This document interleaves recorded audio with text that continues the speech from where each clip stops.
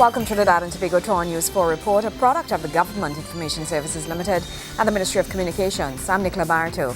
Let's take a look at the headlines.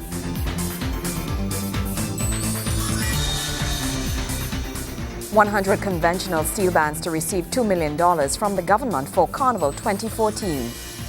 The Ministry of Tertiary Education and Skills Training procure the services of global free education provider Khan Academy. And the Airport Authority of Trinidad and Tobago new board of directors received their letters of appointment. Thank you for joining us. Unsponsored steel bands will receive financial assistance to the tune of $2 million for Carnival 2014. The news came during a media post-cabinet briefing by the Minister of Arts and Multiculturalism, Dr. The Honourable Lincoln Douglas. Addressing the media, Minister of Arts and Multiculturalism, Dr. Lincoln Douglas says the government of Trinidad and Tobago provides financial assistance to unsponsored steel bands to facilitate their participation in the annual carnival season. Each carnival conventional steel band receives $20,000 and receives a grant of $10,000. Last year we had 96 conventional bands. This year we have 100, amounting to $2 million. Last year we had 73 of the single pan bands, and this year we have 70, amounting to $700,000. The minister says last year 96 conventional bands were listed in 2013, and this year the figures have reached 100, amounting to $2 million.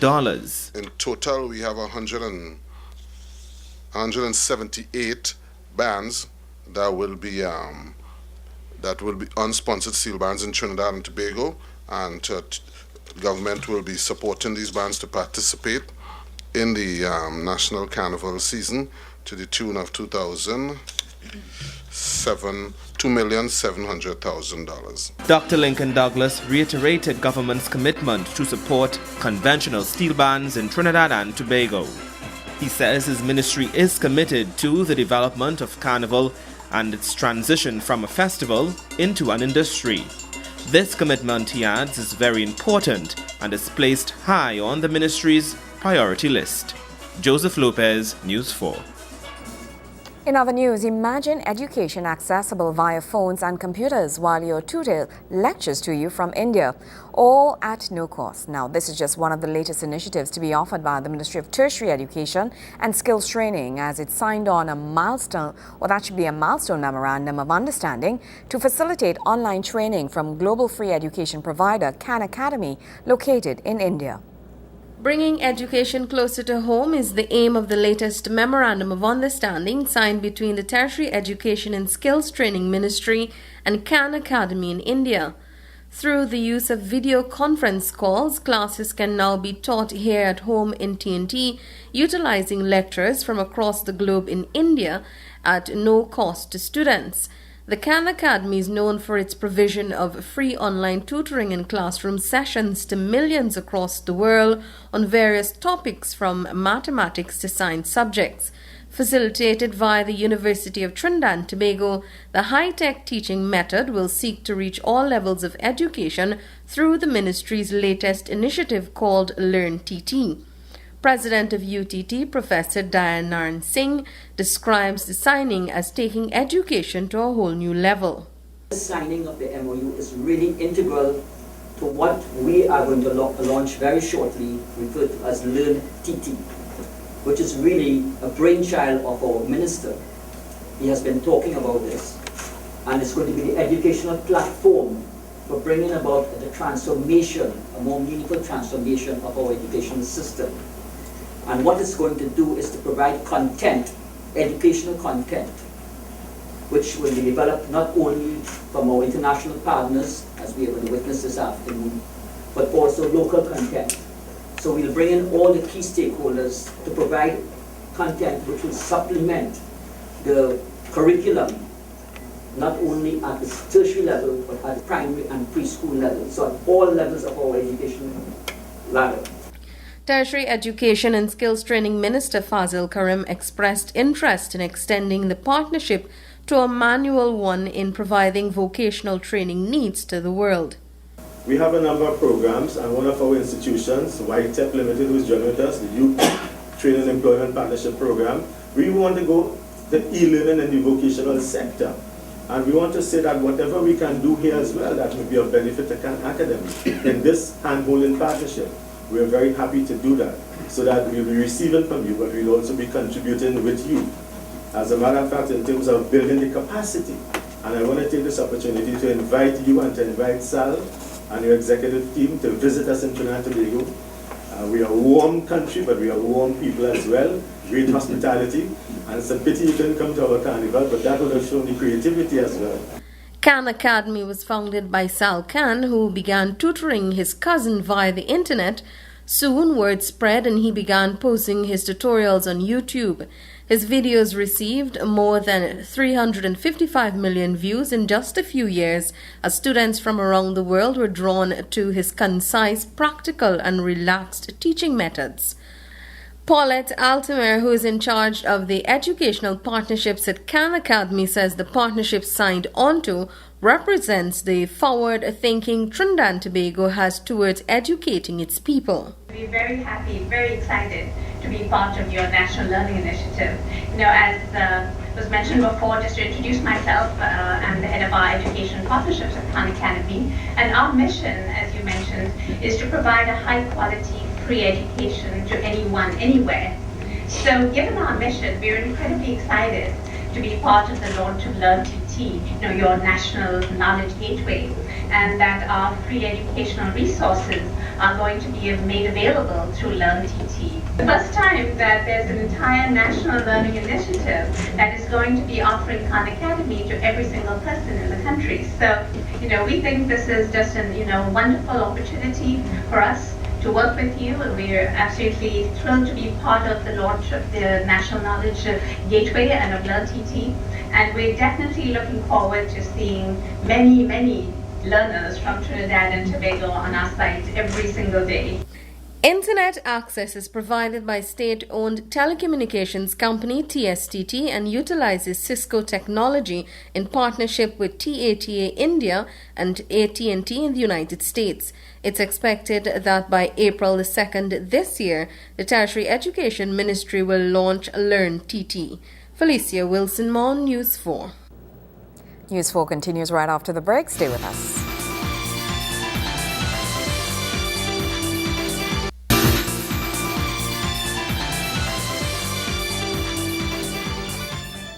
Thank you for staying with us. The Ministry of Justice has strengthened ties with the Organization of the American States. During a courtesy call by the international body, it was agreed that the two sides would collaborate significantly on matters such as drug treatment, courts, and judicial reform. Ambassador Paul Simons, Executive Secretary of the Inter-American Drug Abuse Control Commission, CCAD of the Organization of American States, OAS, paid a courtesy visit to the Ministry of Justice. During cordial discussion with senior ministry officials, Ambassador Simons discussed several OAS initiatives such as drug treatment courts, certification for drug treatment services, and judicial reform with regard to sentencing options for minor drug offenses. He also presented Ms. Cecilia Graves Smith, Acting Permanent Secretary of the Ministry of Justice, with a copy of the OAS publication, Drug Treatment Courts, an International Response to Drug Offenders. The Ministry of Justice in a media release stated that it was looking forward to future partnership with the OAS as it continues initiatives aimed at transforming the local criminal justice and penal systems. The OAS delegation visiting the ministry included Mr. Antonio Lomba, Acting Chief of Institutional Strengthening and Integral Programs, OAS, and Mr. Riyad Insanali, Country Representative, OAS. Felicia Wilson-Moore, News 4. In other news, Jason Julian, former General Manager at First Citizens, has been appointed Chairman of the new Board of Directors at the Airports Authority of Trinidad and Tobago.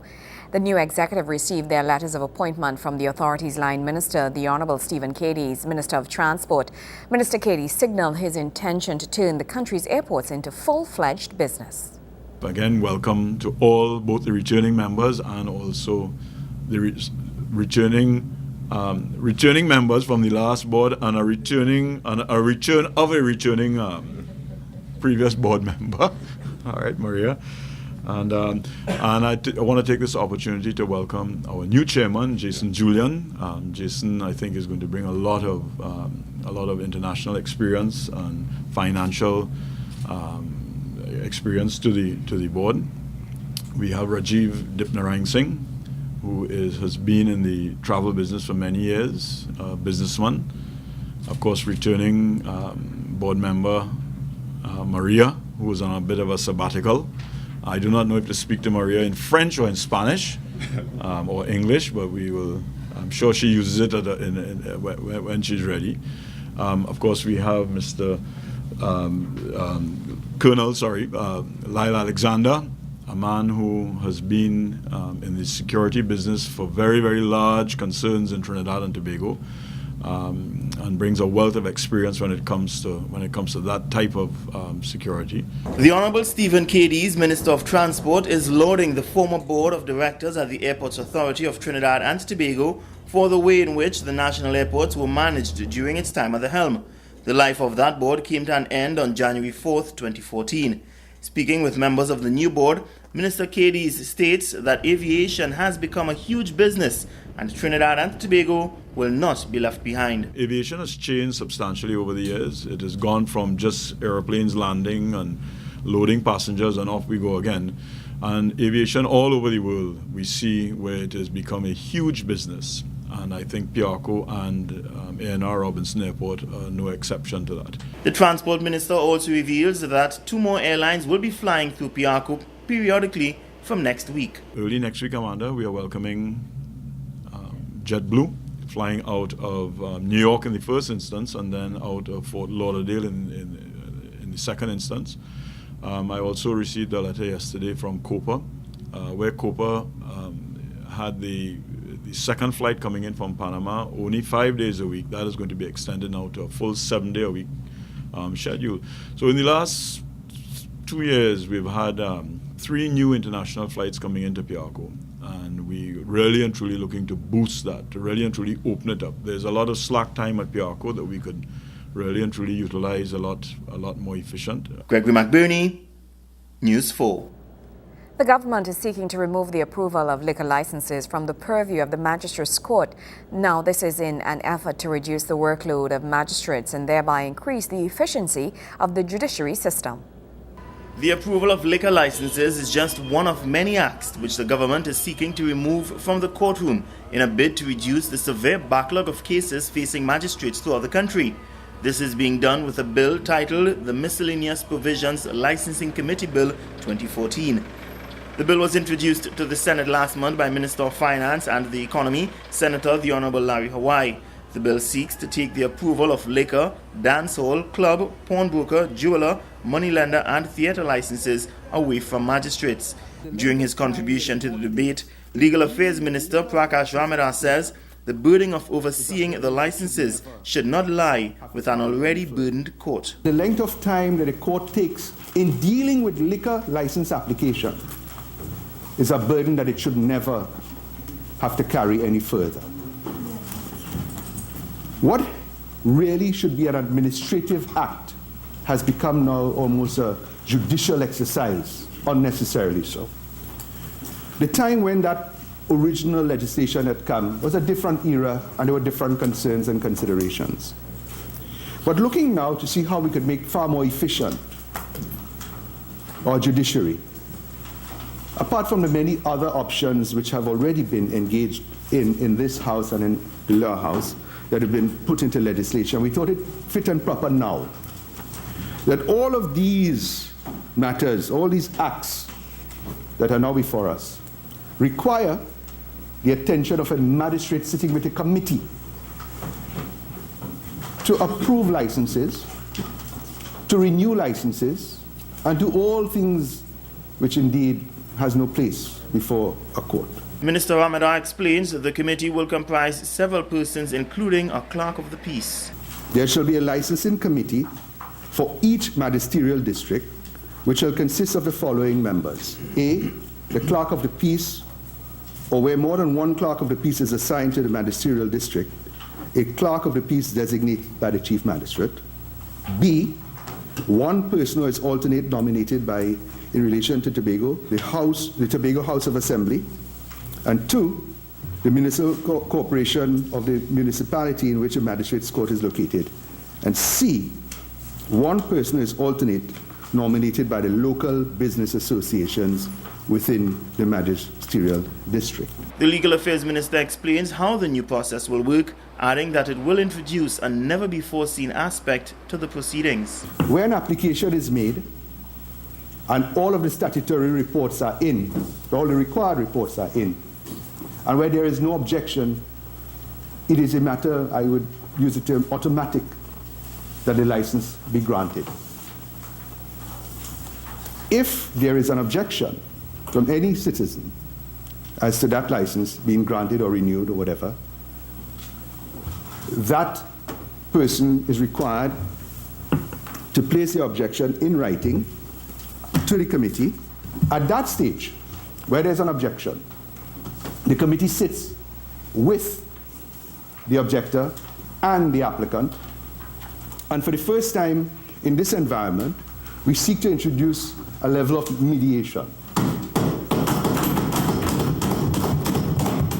Gregory McBurney, News 4. News 4 continues right after this.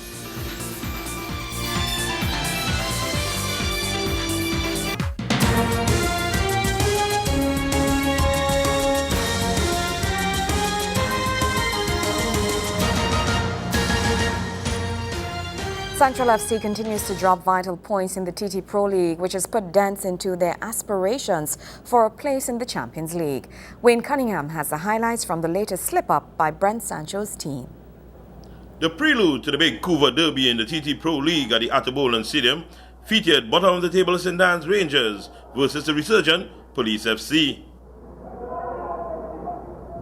That encounter was decided by a 74-minute strike from Jamil Perry of Police, which condemned Rangers to their 12th loss of the season and the foot of the table.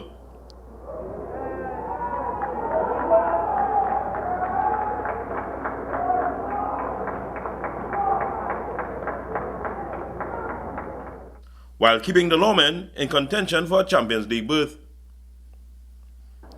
In the feature match on the night, the high-spending Central FC met league leaders W Connection. Central were aiming to put a string of disappointing results in 2014 behind them and look determined to do so. Darren Mitchell rocking the upright after the nice move in midfield. With Atul Aguera, Marvin Oliver and Jason McCannell in that midfield, Central grabbed control of the match in the first half and were rewarded in the 31st minute.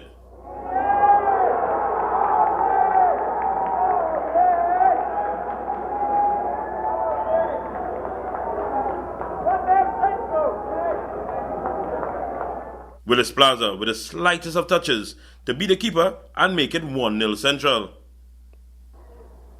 W Connection owner, the normally vocal David John Williams, did not seem worried though, as his team went in 1-0 down at the half. The second half began in much the same vein, as Plaza feeds fellow national striker Rondell Winchester for this Central FC attempt. Gradually, W Connection got into the match.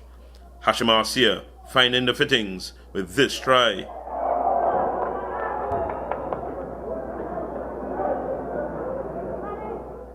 Instead, it would be Terry Fenwick's men doubling their lead in the 74th minute.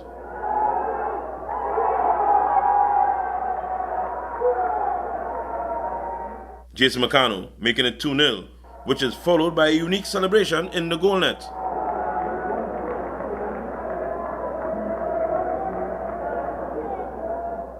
With 15 minutes to go, you would have fancied the star-studded Central outfit to walk away with all the points. But W had other ideas. Jovin Jones bundled over in the area and penalty awarded by referee Michael London. Jones was quick to his feet to dispatch the spot kick with 3 minutes to go in regulation time. The Savanetta boys were not done. 3 minutes into added on time, they conjured up an equalizer, much to the delight of the ownership.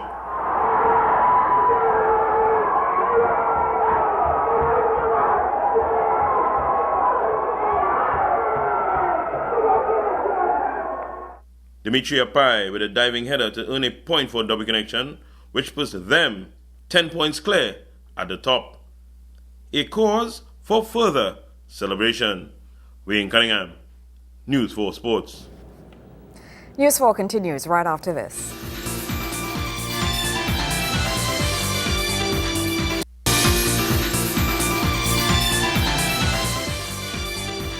The Ministry of Food Production is encouraging persons to contribute to achieving food security. This comes as the ministry partners with the Seventh-day Adventist Church for a new initiative. The South Caribbean Conference of Seventh-day Adventists over the weekend hosted a National Market Day at the St. Paul Street Community Center in East Port of Spain. The market gives persons in the community an opportunity to purchase goods at a discounted price from other community members with the intent of engendering a greater sense of community spirit. Patricia Laborde Grant, Chief Technical Officer at the Ministry of Food Production, applauds the church and the community for the initiative. The Ministry of Food Production is extremely honored to be a partner in this National Market Day initiative here in St. Paul Street. We applaud the Seventh-day Adventist Church, under whose auspices the Market Day is being held, for its innovative approach of harnessing communities. We congratulate the Morville Laventille communities and all the other communities present for buying into the idea and giving it its overwhelming support.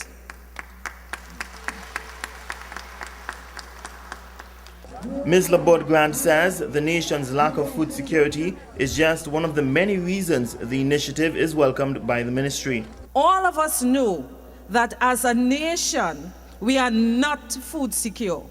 We depend on food from overseas with a very high food import bill in excess of 4 billion Trinidad and Tobago dollars every year.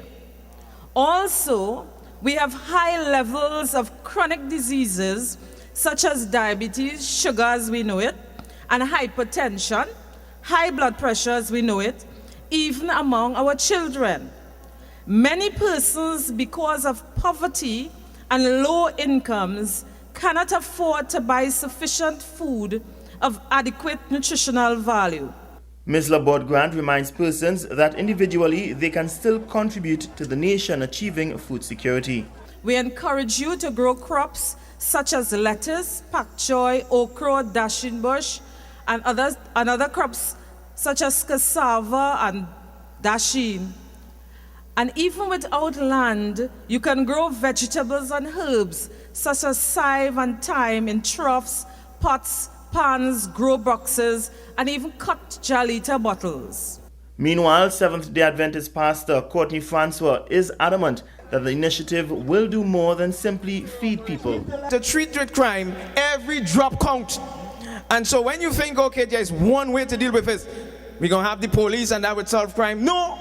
Crime would be solved when every one of us feel that we have some contribution to make and make it. And Market Day is one of those contributions being made here today. Pastor Francois is asking that the initiative be copied throughout the country and emphasizes that a strong sense of community is necessary for any nation to thrive. Gregory McBurney, News 4. Well, that's how we wrap up this edition of our News 4 Report, a product of the Government Information Services Limited and the Ministry of Communications. I'm Nicola Barreto. Thank you for joining us.